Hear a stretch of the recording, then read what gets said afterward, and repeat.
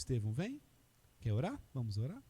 Oremos ao Senhor Jesus. Pai querido, nós te damos graças nesta manhã pelo louvor, pelos dízimos e ofertas que foram entregues essa semana ao Senhor, como o carinho, como o amor da igreja, como gratidão do teu povo, Pai, que ama o Senhor e por ser salvo por ti, obedece o Senhor em entregar a ti aquilo que pertence ao Senhor. Agora fale conosco pela tua palavra, fale aos nossos corações, fale aos corações das crianças, para a honra, glória e louvor de ti mesmo é que nós oramos, no nome bendito de Jesus. Amém e amém. As crianças vão ouvir a palavra do Senhor, os irmãos podem assentar-se, nós ouviremos também a voz do Senhor por meio da boca do servo do Senhor, nosso irmão seminarista William.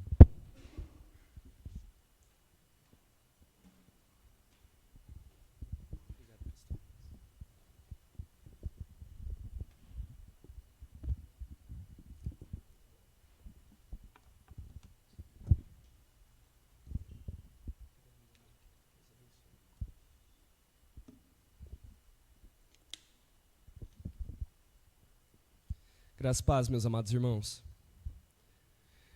É sempre um privilégio poder estar aqui com os irmãos, estarmos reunidos como igreja do Senhor.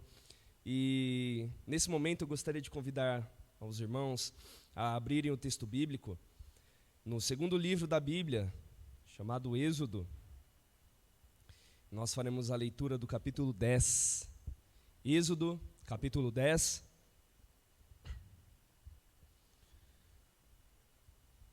Peço que os irmãos acompanhem a leitura.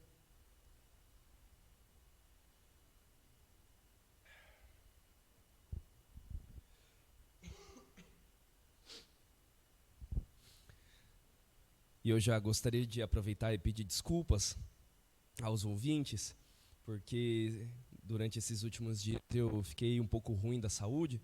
Os irmãos podem ver que minha voz não está das melhores, e talvez se algum momento acabar virando aqui para dar uma tossidinha, os irmãos não se incomodem, tá bom? É porque ainda sinto incômodo aqui, mas Deus tem dado graça, então a gente só agradece a Deus por tudo, né?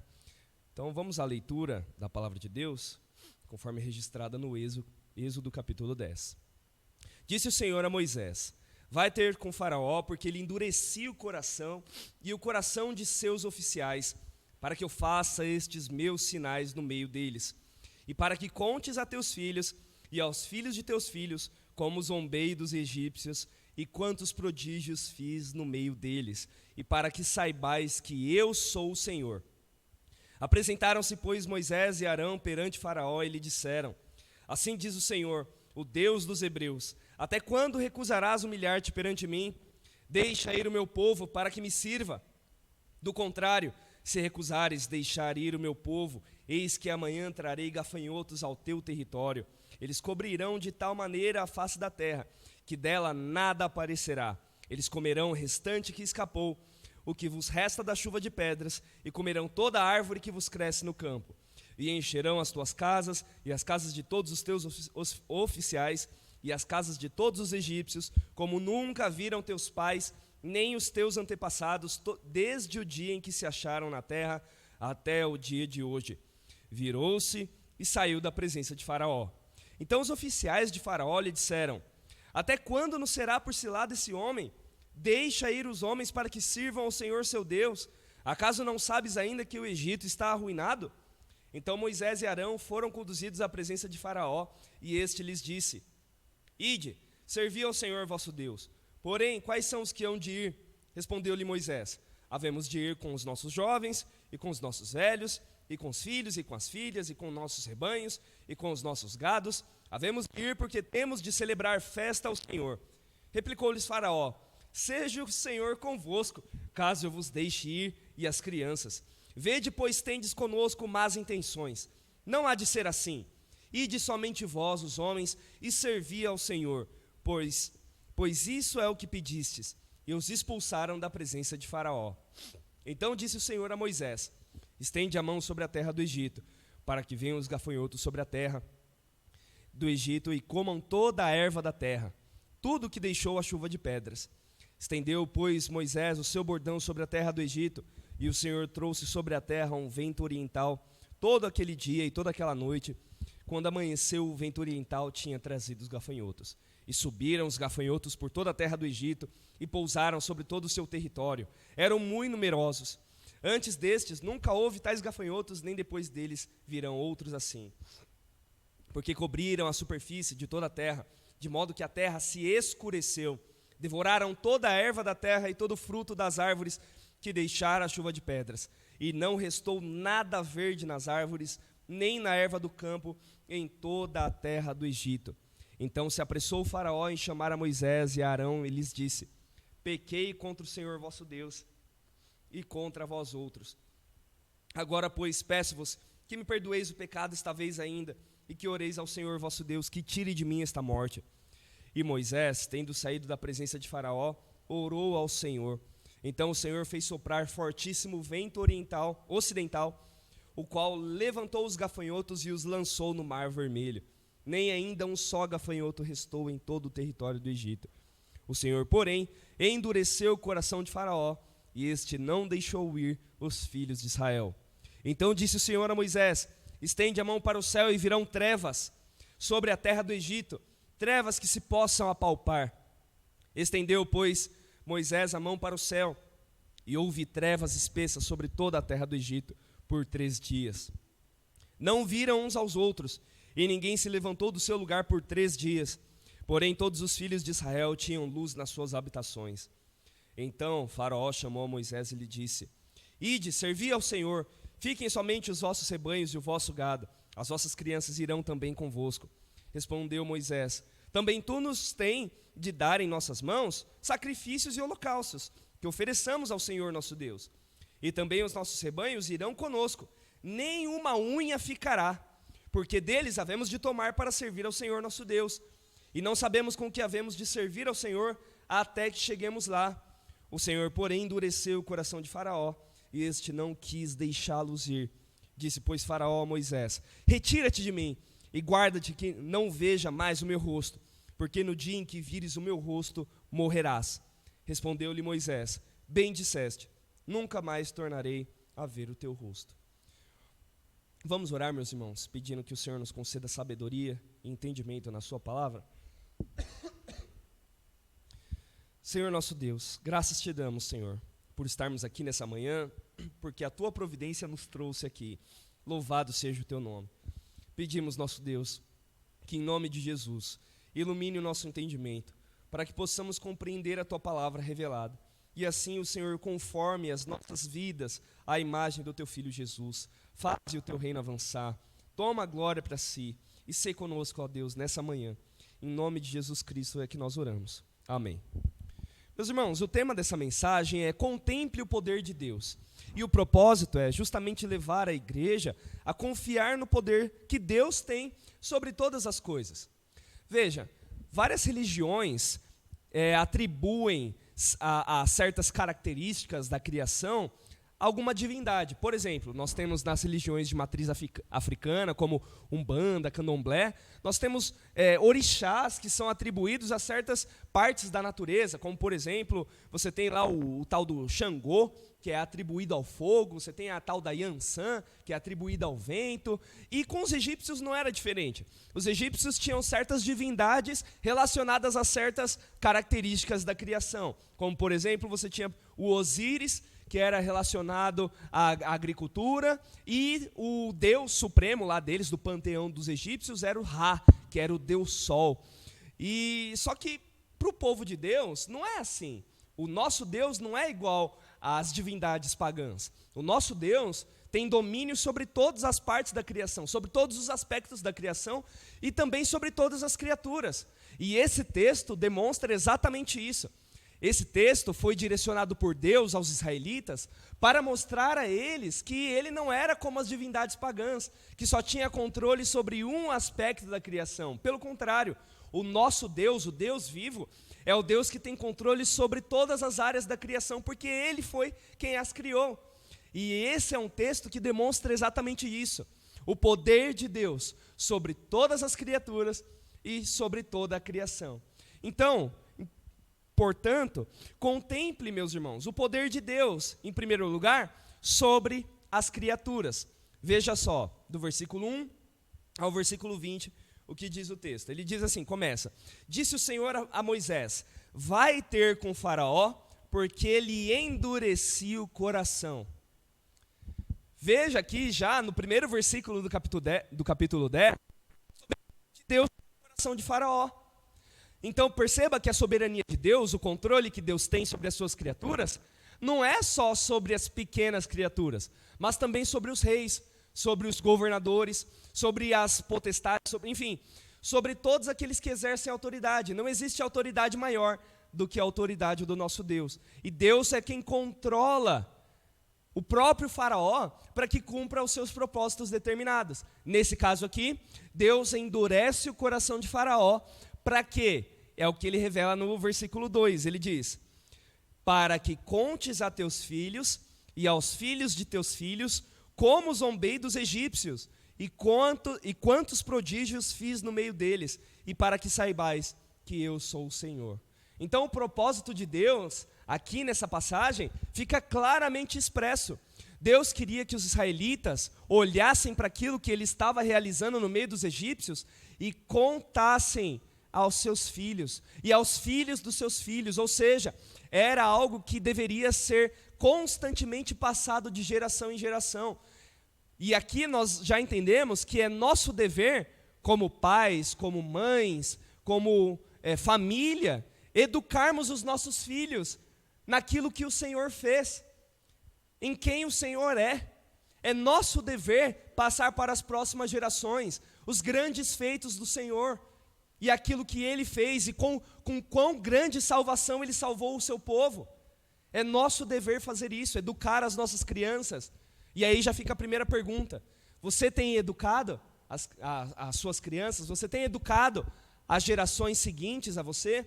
Porque não é só um papel de certas pessoas, ou dos professores da escola dominical, ou dos professores da igreja, não. É um papel de todos nós, educarmos as próximas gerações naquilo que o Senhor fez por cada um de nós. E não somente isso, mas para que saibais que eu sou o Senhor. O conhecimento daquilo que Deus fez em prol do seu povo deve levar o próprio povo a meditar no poder de Deus, a meditar em quem é o Senhor e como isso nos dá confiança, nos dá segurança de que nós podemos descansar no poder de Deus. E aí já fica novamente uma próxima aplicação para você: descanse no poder de Deus, descanse na autoridade que Deus tem sobre todas as criaturas, porque tudo está debaixo das mãos do Senhor, inclusive a sua vida. Descanse no poder de Deus, pois Ele é poderoso para curar, se Ele quiser. Ele é poderoso para te livrar, se Ele quiser. Ele é poderoso para te ressuscitar. Ele é poderoso. Confie no Senhor. E o texto continua. Então, ele diz assim: apresentaram-se, pois, Moisés e Arão perante Faraó, e lhe disseram: assim diz o Senhor, o Deus dos hebreus: até quando recusarás humilhar-te perante mim? E aqui, nesse texto, se repetem 2 vezes essa palavra até quando. Essa daqui é a primeira. Então, chega Moisés e Arão diante de Faraó, com a mensagem de Deus, e diz: até quando, Faraó? Até quando você será rebelde? Até quando você se recusará a se humilhar diante de mim? E aí já fica novamente uma pergunta para nós: até quando nós ficaremos bambeando entre servir ao Senhor e servir ao mundo? Até quando nós estaremos com um pé na igreja e um pé no mundo? Porque são muitas as pessoas que se dizem cristãs, mas flertam com aquilo que o mundo lhes oferece. Será que você não é um desses? Fica a autorreflexão para você. Reflita se você não é um desses que está com um pé no mundo e um pé na igreja. Porque nós sabemos que não existe meio termo para Deus. Ou você é frio, ou você é quente. Porque o morno, o próprio Cristo diz: estou a ponto de vomitar-te da minha boca. Então cuidado para você não ser um desses. Mas aproveite a oportunidade que Deus te dá todos os dias, de se arrepender, de se colocar, de se consagrar à presença do Senhor. E ainda mais no dia do Senhor, que é hoje. Use a oportunidade que Deus te dá, não para você gastar tempo com com as banalidades que o mundo te oferece, mas para adorar o Senhor, para buscar conhecer o Senhor cada vez mais, como diz o profeta Oséias. Conheçamos e prossigamos em conhecer ao Senhor, como a alva é certa a sua vinda. E o texto continua: deixa ir o meu povo para que me sirva, do contrário, se recusares deixar ir o meu povo, eis que amanhã trarei gafanhotos ao teu território, e eles comerão o restante que escapou. Veja, Deus está fazendo uma ameaça muito séria aqui. Na última pregação, inclusive, o pastor até fez questão de enfatizar esse ponto, porque ele diz aqui no versículo 32 do capítulo 9, se você voltar um pouquinho, você pode ver: porém o trigo e o centeio não sofreram dano, porque ainda não haviam nascido. E isso é uma clara demonstração da misericórdia de Deus, em não deixar o povo, não apenas o seu povo, mas os egípcios, sem sustento. Só que agora Deus ameaça tirar até aquilo que havia sobrado. Por meio do quê? Por meio daqueles gafanhotos que ele havia acabado de anunciar. Então, Deus, ele pode utilizar o seu controle que ele tem sobre as criaturas, não apenas para abençoar, mas também para exercer juízo. E é exatamente aquilo que nós estamos vendo aqui nesse texto.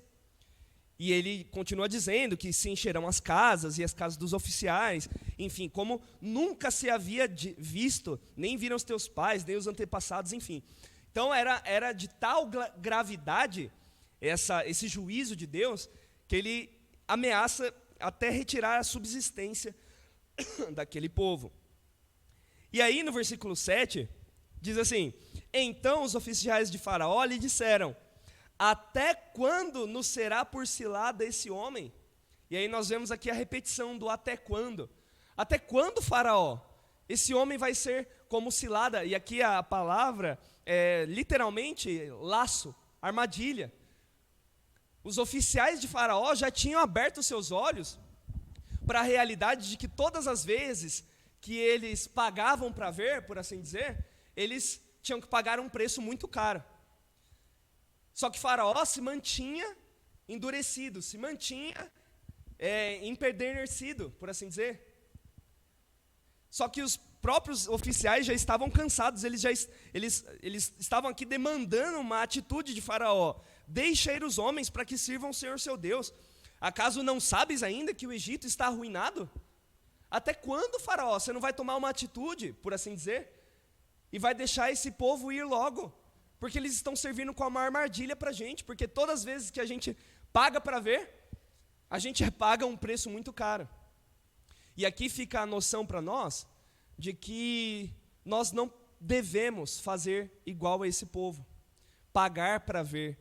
Ah, será que se eu fizer isso aqui, será que Deus vai me julgar? Ou será que se eu sei lá, pecar só nesse pontinho aqui, será que Deus vai ligar? Claro que Deus vai ligar. Não existe pecadinho e pecadão no sentido de um é mais odioso ou menos do que o outro para Deus. Porque quantos pecados Adão e Eva tiveram que cometer para que recebessem a condenação? Apenas um. O pecado é igualmente odioso para Deus, porque Deus é um Deus totalmente santo. Ou seja, nunca pague para ver se você vai cometer esse pecadinho e Deus não vai julgar. É claro que Deus vai julgar, porque Deus é justo. E mesmo que Ele perdoe o seu pecado, é muito provável que você ainda vai sofrer alguma consequência relacionada àquele pecado. Então, nunca pague para ver, mas sempre veja a misericórdia de Deus como uma oportunidade de você mudar de atitude, mudar de vida. Igual os oficiais de Faraó estavam querendo aqui, mas o próprio Faraó não queria. E o texto continua dizendo: então Moisés e Arão foram conduzidos à presença de Faraó, e este lhes disse: ide, servi ao Senhor, porém quais são os que hão de ir? E aí Moisés responde: havemos de ir com os nossos jovens, velhos, filhos, filhas, rebanhos, tudo, e com os nossos gados. Havemos de ir porque temos de celebrar festa ao Senhor. E aí a resposta de Faraó é uma resposta sarcástica. Ele diz assim: seja o Senhor convosco, caso eu vos deixe ir e as crianças. Faraó está usando de sarcasmo aqui para com Moisés e Arão. Ele está falando, tá bom que eu vou deixar vocês irem, sim. Seja o Senhor com vocês se eu deixar vocês irem. Por quê? Porque ele vê aqui ele vê agora com clareza. Ele fala assim, vede, pois tendes conosco más intenções. Ele vê agora com clareza de que o propósito da saída dos israelitas nunca foi simplesmente só prestar uma festa ao Senhor e voltar. Deus sempre quis libertar o seu povo de uma vez por todas. Só que agora que Faraó olha para isso, e aí isso faz com que o coração de Faraó se endureça ainda mais, cumprindo exatamente aquilo que Deus havia planejado. Então, com isso, Deus estava novamente cumprindo a sua vontade para com Faraó. Para quê? Para mostrar sobre os egípcios e para os israelitas quem era o seu Deus e o poder que ele tinha sobre todas as criaturas. E então, eles expulsam Moisés e Arão da presença de Faraó, está escrito aqui no versículo 11, né? Somente os homens e tudo mais, e expulsaram da presença de Faraó. E aí o que acontece? Então disse o Senhor a Moisés, estende a mão sobre a terra do Egito, para que venham os gafanhotos sobre a terra do Egito. E aqui é interessante como esse texto apresenta aquilo que nós estamos estudando na escola dominical, de que como Deus, na sua providência, ele usa às vezes de meios secundários para realizar as suas obras. E aqui, nesse caso, Deus utilizou um vento oriental. Veja só aqui no versículo 13. Estendeu, pois, Moisés o seu bordão sobre a terra do Egito, e o Senhor trouxe sobre a terra um vento oriental todo aquele dia e toda aquela noite. Durou um dia inteiro, 24 horas, aquele vento oriental. Só que aí o que acontece? No raiar da manhã, a terra estava coberta de enxames de gafanhotos. E aqui o texto diz que eles cobriram a superfície da terra de modo que a terra se escureceu. Então tenta imaginar na sua mente aquela camada espessa de gafanhotos por todo lado. Imagina o pânico, né, daquelas pessoas. Eu fico imaginando, né, hoje a gente conversando, né, com a minha esposa. O que você tem medo? Eu tenho medo de barata. Agora imagina o chão coberto de insetos, né, no caso aqui gafanhotos. Ela ia ter um piripaque, né, amor? Mas não só ela, mas todos nós ficaríamos em desespero. E não é à toa, porque não só a questão, né, dos insetos, por assim dizer, mas o dano que eles estavam causando. Porque o próprio texto diz aqui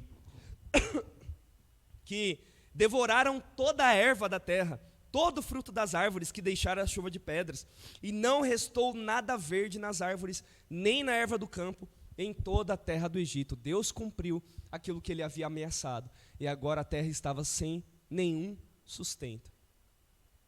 Nós não sabemos quanto tempo levou da praga da chuva de pedras até esse momento, mas infere-se que foi um momento suficiente para aquelas plantinhas que ainda eram sementes terem germinado. Ou seja, se aquelas sementes agora já haviam germinado, elas já poderiam ser comidas, e foi o que aconteceu. Deus retirou completamente o sustento daqueles homens e mulheres. E agora, Faraó se desespera também, não só a minha esposa, mas Faraó também. Veja só. Então se apressou o Faraó em chamar a Moisés e Arão e lhes disse: pequei contra o Senhor vosso Deus e contra vós outros.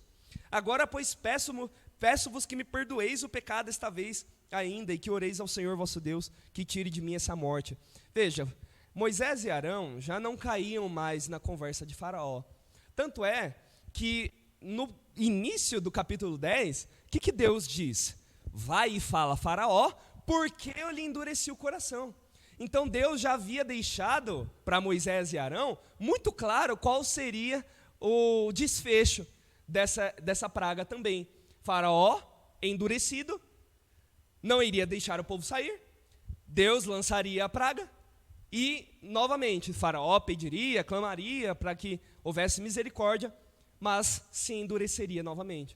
Então Moisés e Arão aqui já não são mais surpreendidos com aquilo que Faraó pede, porque eles já sabiam, e por causa que Deus já havia deixado muito claro, que ele ficaria endurecido novamente e não deixaria o povo sair.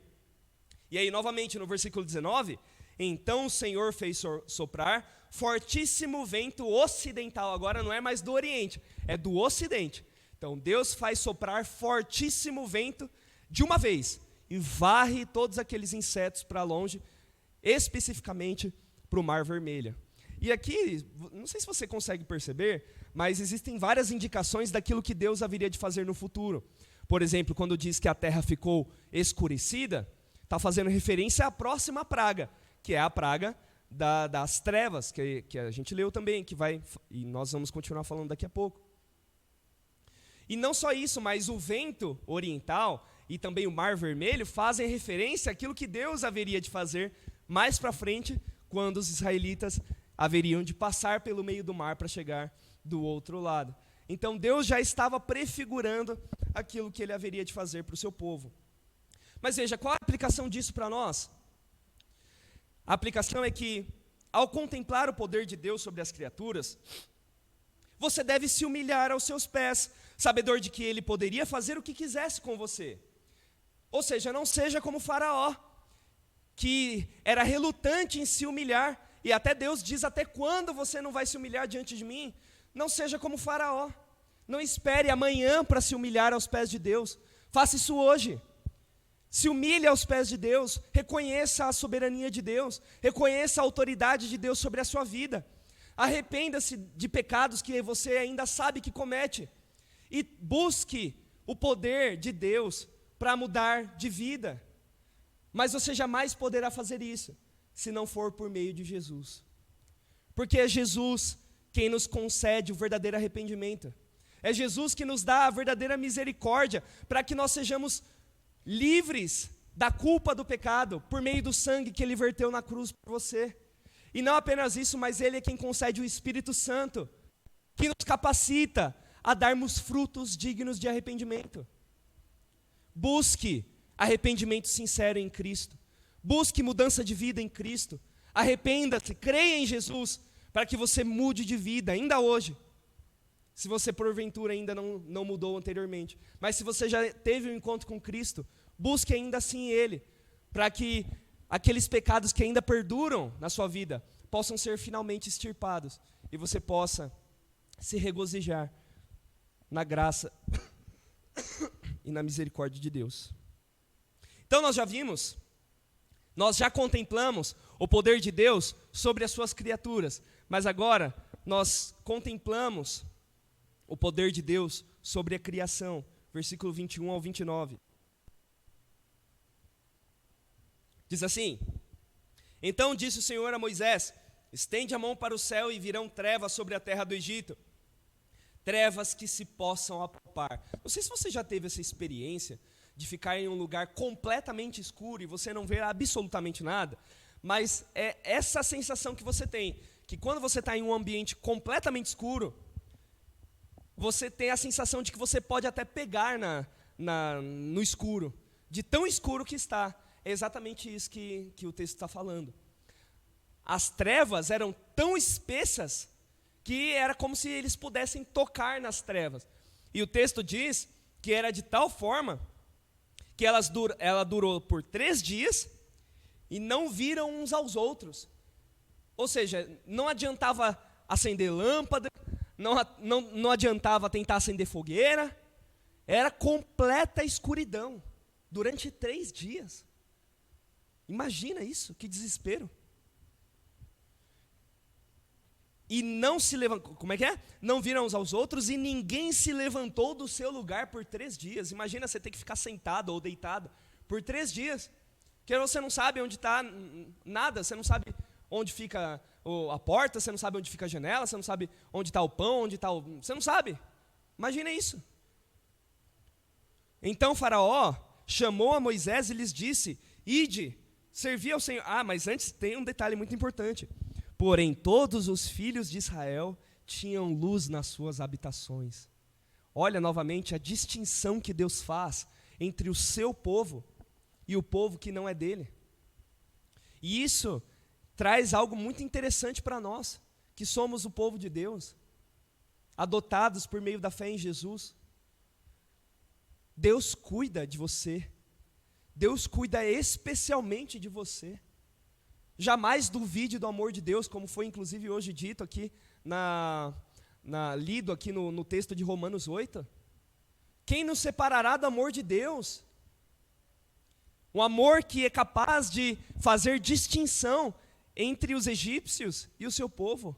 E nós que somos o povo podemos esperar exatamente isso de Deus. Um cuidado especial. Me diga só uma coisa. De quem você cuidaria melhor, por assim dizer? De uma criança que você viu aí na rua, estava passando, e você falou, vem aqui, deixa eu te dar um banho. Ou não. Ou você cuidaria mais do seu filho? Geralmente é mais do filho, né? A gente tem um apego melhor, mais especial por aqueles que são nossos filhos.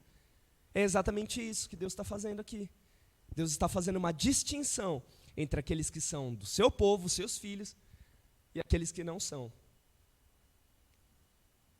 Confie no poder de Deus. Descanse no poder de Deus. Descanse no amor de Deus que Ele tem por você.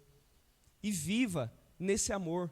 Como foi dito, até o próprio Jesus diz, né? Vinde a mim, vós que estáis cansados e sobrecarregados, e eu vos aliviarei. Tomai sobre vós o meu jugo e aprendei de mim, porque sou manso e humilde de coração, e achareis descanso para a vossa alma, porque o meu jugo é suave e o meu fardo é leve. É esse jugo, é esse o fardo que Jesus quer dar para você, o próprio dele. Ele carrega o fardo pesado, e ele só dá para você aquilo que te dará descanso. É esse o amor de Deus por cada um de nós. Então Faraó, novamente desesperado, chamou Moisés e lhe disse: ide, servi ao Senhor, fiquem somente os vossos rebanhos e o vosso gado. Veja, Faraó não estava preocupado com os animais. Tadinho deles, eles vão ter que andar 3 dias no deserto. Não, ele não estava preocupado com o bem-estar dos animais. Na verdade, ele queria um penhor de que os israelitas voltariam depois que uma vez que eles saíssem. Mas Faraó aqui, ele não estava em posição de barganhar com Deus. Veja, o texto deixa muito claro: também tu tem de nos dar em nossas mãos sacrifícios e holocaustos. Ou seja, não tem como a gente ir para prestar sacrifício se a gente não tem o sacrifício. É meio lógico, né? Esse é o argumento de Moisés, mas não apenas isso. Olha que interessante, olha a ousadia que eles já tinham diante de Faraó. E também os nossos rebanhos, 26, e também os nossos rebanhos irão conosco, nem uma unha ficará, literalmente, nenhum casco ficará. Moisés estava dizendo exatamente isso para Faraó, deixando muito claro: não vai ficar nada aqui no Egito. Nós, nossos filhos, nossas mulheres e tudo quanto nos pertence. Não vai ficar absolutamente nada aqui, Faraó, para você poder tentar nos escravizar de novo. Moisés aqui está diante de Faraó, não baseado na sua própria ousadia, mas naquela que Deus lhe concede. E isso nos traz um entendimento muito interessante. Quando nós vamos anunciar a palavra de Deus, nós não devemos fazer isso nas nossas próprias forças ou na nossa própria ousadia, mas na força que Deus nos concede, na ousadia que Deus nos concede, na autoridade que Deus nos concede. Porque eu de mim mesmo, quem sou eu para poder falar as palavras do Senhor aqui diante dos irmãos? Mas eu sempre oro diante do Senhor: Senhor, digna-te em falar à tua igreja as tuas palavras. Não seja o homem te impedindo, mas fala apesar do homem. Fala à igreja que é tua e não minha. É isso que eu sempre oro antes de pregar. E é a mesma coisa aqui, Moisés está falando não na sua própria autoridade, mas na autoridade que Deus lhe estava conferindo. Mas olha só que interessante. Faraó tenta barganhar, né, com Deus, mas com Deus não se barganha. A gente sabe que Deus, ele não faz negociação nas suas demandas. Aquilo que ele demanda e pronto, acabou. E aí o versículo 27 diz: o Senhor, porém, endureceu o coração de Faraó, e este não quis deixá-los ir. Veja, o Senhor não está colocando pecado no coração de Faraó, mas como nós vamos inclusive ver hoje, no estudo da escola dominical, muitas vezes Deus retira aquela graça, aquele dom gracioso de que poderia trazer arrependimento. É exatamente isso que Deus está fazendo aqui. Ele está retirando a luz do entendimento de Faraó, que o próprio Deus havia lhe dado, para enxergar que aquilo levaria à sua ruína. E disse, pois, Faraó a Moisés: retira-te de mim e guarda-te que não vejas mais o meu rosto, porque no dia que vires o meu rosto morrerás. E aqui novamente Faraó expulsa Moisés e Arão da sua presença. Mas veja, quando Faraó faz isso, ele fecha as portas do arrependimento para si. Ele fecha as portas da salvação para si próprio. E isso nos traz o entendimento de que quando você for anunciar o evangelho, quando você for pregar o evangelho para alguém, seu amigo, seu vizinho, se porventura ele te rejeitar, ela te rejeitar, não fica triste com isso, porque não é você que está sendo rejeitado, é o seu Senhor. Você não está em seu próprio nome. E isso me consola, porque, inclusive, recentemente eu tive a oportunidade de fazer o evangelismo lá no JMC, né? E uma das casas nas quais eu e meu colega batemos, para poder falar a palavra do Senhor, o senhor que saiu de lá, não quero saber disso não, obrigado, valeu. Falou logo assim pra gente. Falei, tá bom, Deus te abençoe, bom final de semana. Por quê? Porque ele não está rejeitando a mim, ele está rejeitando a Cristo. E no dia do juízo, ele vai ter que prestar contas diante de Deus, não de mim.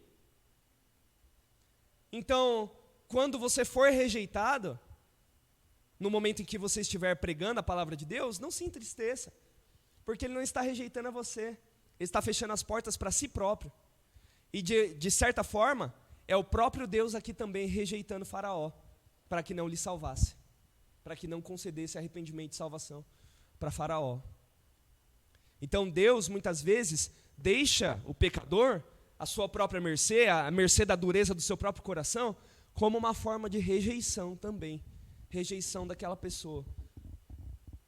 E alguns teólogos dizem exatamente isso, de que a pior forma de juízo sobre alguém é Deus entregar essa pessoa aos seus próprios pecados. Porque se Deus entregar, como é que essa pessoa pode se salvar sozinha? Não pode. É exatamente isso que aconteceu aqui nesse versículo. E é por isso que Moisés diz, terminando, bem disseste, nunca mais tornarei eu a ver o teu rosto. Que Moisés já sabia daquilo que Deus haveria de fazer nos próximos capítulos. Então, qual aqui é a aplicação para as nossas vidas? Assim como houve trevas sobre a terra do Egito, o pecado entenebreceu os corações dos homens, para que não enxerguem a Deus. Todos quantos estão sem Deus se encontram em trevas espessas e carecem da luz do Senhor. Por isso mesmo, Deus enviou o seu Filho ao mundo. Ele é a luz do mundo. E como diz João, a luz veio ao mundo e as trevas não prevaleceram contra ela. Por isso não permaneça nas trevas. Olhe, abra os teus olhos para a luz de Cristo. Arrependa-se hoje das obras das trevas que você cometeu ou que tem cometido e confie inteiramente na graça de Deus. Confie na graça de Deus, pois somente Ele pode te salvar do reino das trevas e limpar inteiramente a escuridão que se encontra no teu coração, que habita dentro de ti.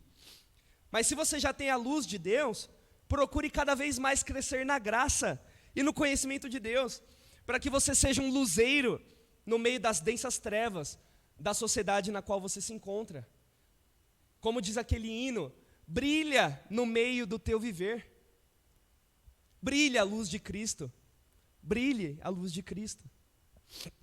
Meus irmãos, concluindo, Deus tem total poder para controlar todas as criaturas. Ele mesmo controla desde o pequeno gafanhoto até o soberbo faraó. Ele pode fazer dos dois o que quiser, e sobre eles reina soberano, porque o mesmo que fez o homem do pó da terra, e os animais, e os gafanhotos, e todos os demais da terra, ele pode fazê-los voltar ao seu estado original em um piscar de olhos. Deus tem total poder sobre a criação, e sobre ela pode fazer como quiser, pois o mesmo que disse, haja luz, e assim houve, este mesmo criou os luminares e opera sobre eles, e Ele mesmo é quem pode destituir o sol do seu brilho, ou restringi-lo sobre as casas do seu povo. Mas como saber disso muda a minha vida? Como saber disso muda a sua vida? A resposta é muito simples. Se você tem crido em Deus, e mais especificamente no seu Filho, amado Jesus, você tem buscado andar nos seus caminhos, conhecendo a sua palavra, colocando-a em prática, então você pode confiar no poder de Deus. Você pode confiar nesse Deus que estará com você, operará ao seu favor, para que se cumpra aquela palavra que diz um pouco antes daquela que nós lemos de Romanos 8, do 30, que diz que todas as coisas cooperam para o bem daqueles que amam a Deus. Então, se você já crê em Jesus, confie no poder de Deus, busque conhecê-lo cada vez mais e busque progredir no caminho do Senhor. Mas se você, porventura, ainda não tem crido em o nome do Filho de Deus, busque arrependimento o quanto antes, pois você não sabe quando será o dia em que as trevas espessas da morte estenderão seus negros braços sobre você, e assim não haja mais chance para você.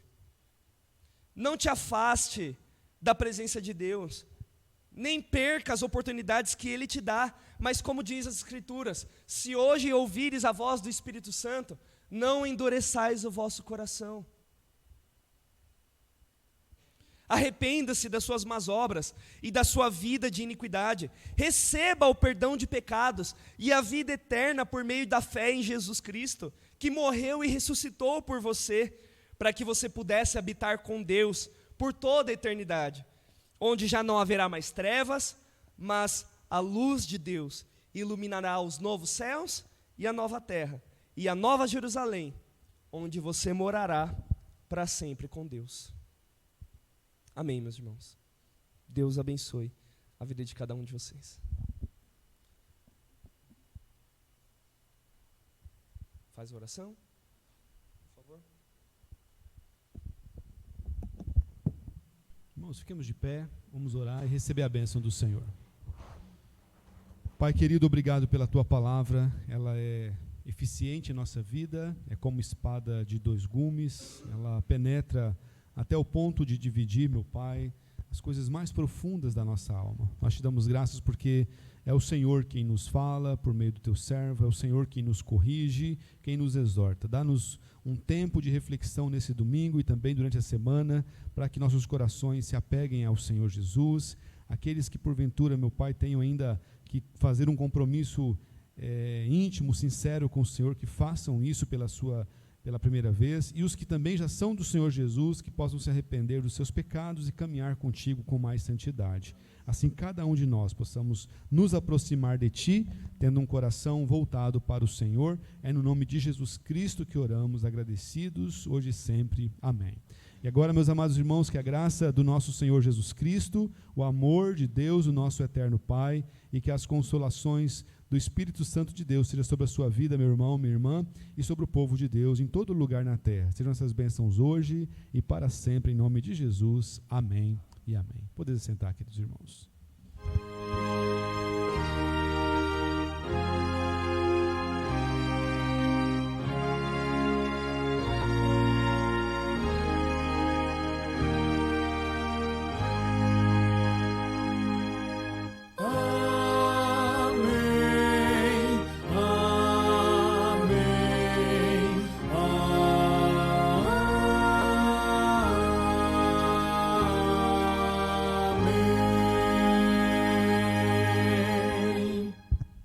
Sim, os que estão em pé podem sentar-se. Meus irmãos, essa semana nós estaremos, com a graça de Deus, tendo mais um tempo de graça, de louvor, de bênção, na presença do Senhor, no nosso estudo bíblico, que nós vamos expor ainda para os irmãos adiante.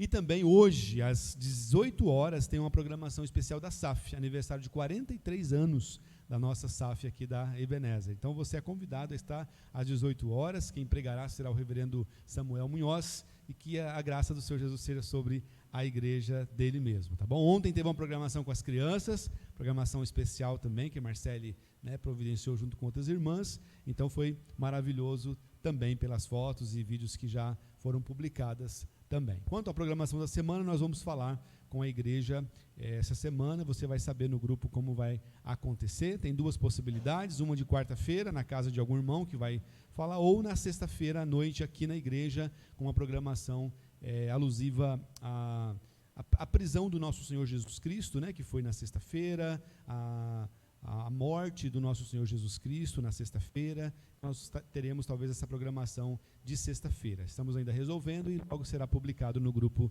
da igreja também.